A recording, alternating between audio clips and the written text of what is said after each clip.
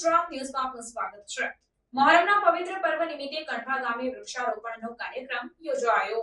મુસ્લિમ બિરાદરો માટે મહત્વનો પવિત્ર દિવસ જેને મહોરમ તરીકે ઓળખવામાં આવે છે અને આ દિવસે મુસ્લિમ સમાજના લોકો મહોરમ પર્વની 10મીએ આસુરા પર્વની ઉજવણી કરતા હોય છે અને ઇસ્લામ મુજબ રમઝાન માસ પછી આ મહિનાને પવિત્ર માસ ગણવામાં આવે છે. ત્યારે આ નિમિત્તે કણભા ગામના મુસ્લિમ બિરાદરો દ્વારા ગામના વડીલો નવયુવાનો સૌ ભેગા મળી અને હર્ષોલ્લાસ સાથે ગામના ભાગોળે વૃક્ષારોપણ કરી ગામમાં એકતાનો સંદેશો પાઠવ્યો હતો અને ભાઈચારાની ભાવના હિન્દુ મુસ્લિમ સમાજમાં વધે તે વિશે એક ઉત્તમ ઉદાહરણ પૂરું પાડવામાં આવ્યું.